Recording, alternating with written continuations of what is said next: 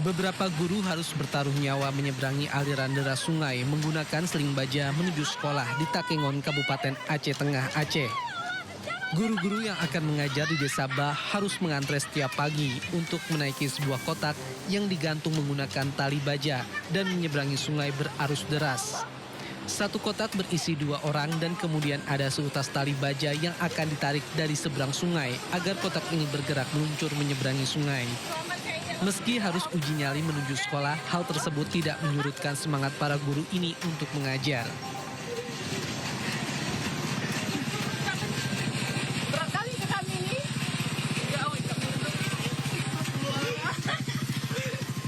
Usai menerjang bahaya, guru-guru ini merasa lega saat akhirnya mereka tiba di seberang sungai dengan selamat. Selain seling baja dengan kotak tersebut, warga juga bisa menyeberang menggunakan tali yang diikat melintang ke seberang sungai dengan cara berjalan di atasnya.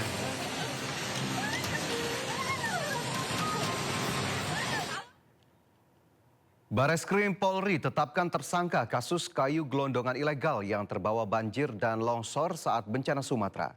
Meski demikian, pihak kepolisian belum membeberkan identitas para tersangka.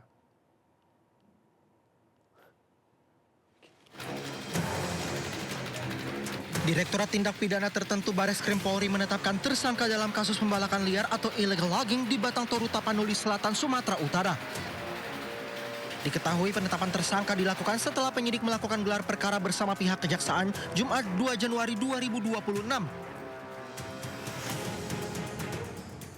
Direktur Tindak Pidana Tertentu Bareskrim Polri Brigjen Pol M. Irhamni menyebut sudah ada 2 tersangka. Meski begitu, Irhamni belum merinci terkait identitas para tersangka itu. Sebelumnya Irhamni menyebut status kasus kayu gelondongan di daerah aliran Sungai Garoga Tapanuli Selatan hingga Sungai Anggoli Tapanuli Tengah ke tahap penyidikan.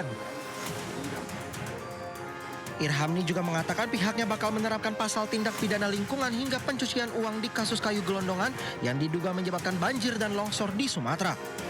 Tim Liputan iNews melaporkan. Kita ke informasi selanjutnya, pemirsa. Setelah ditetapkan sebagai tersangka, Dr. Richard Lee diagendakan untuk diperiksa Polda Metro Jaya hari ini. Dr. Richard Lee ditetapkan tersangka terkait kasus produk kosmetik yang dilaporkan dokter detektif.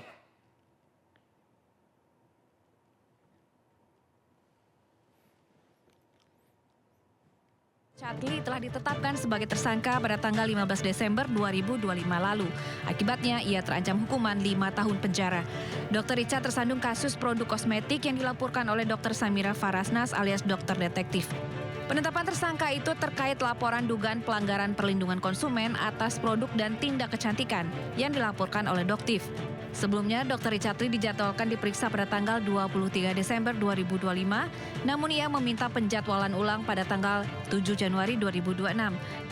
Perseteruan antara 2 dokter ini bermula dari obat dan treatment kecantikan. Pertikaian terus melebar hingga berujung pada saling lapor ke polisi antara keduanya.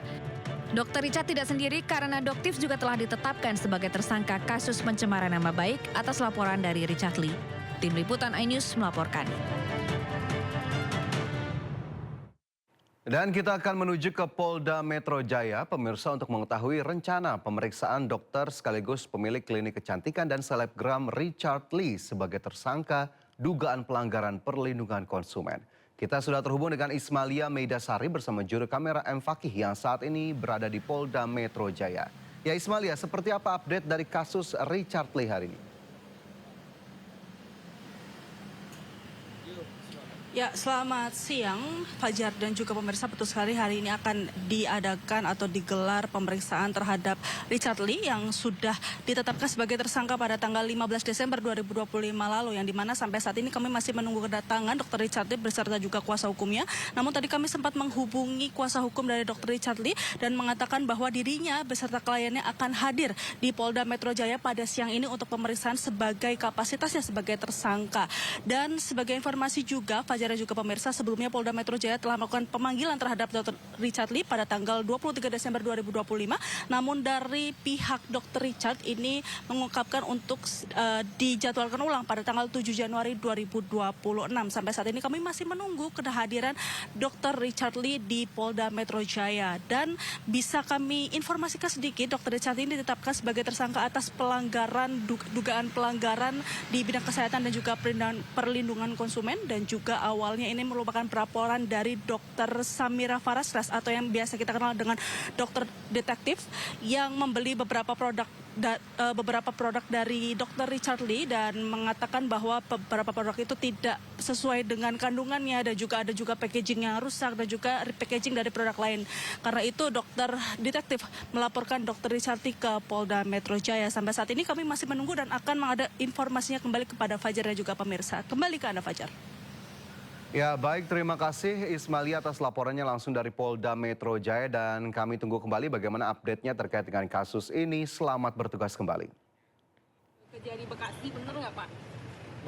Bupati Bekasi nonaktif Ade Kuswara Kunang hari ini menjalani pemeriksaan sebagai saksi terkait kasus suap. Ia bungkam saat ditanya terkait adanya uang dari kasus suap ijon proyek yang mengalir ke Kepala Kejaksaan Negeri Bekasi, Edi Sumarman. Juru bicara KPK Budi Prasetyo mengatakan penyidik melakukan perpanjangan penahanan untuk 3 tersangka untuk 40 hari ke depan. Sebelumnya penyidik telah melakukan penahanan terhadap ketiganya selama 20 hari.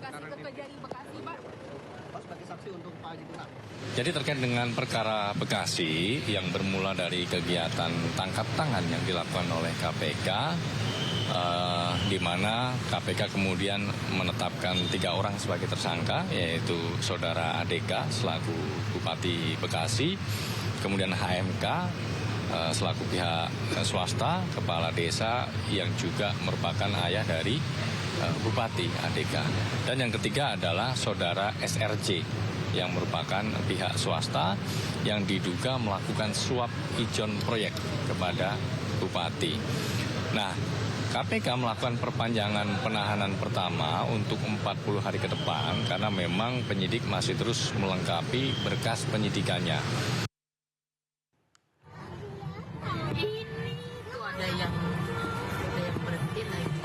Video amatir merekam aksi berbahaya pengemudi mobil hingga viral.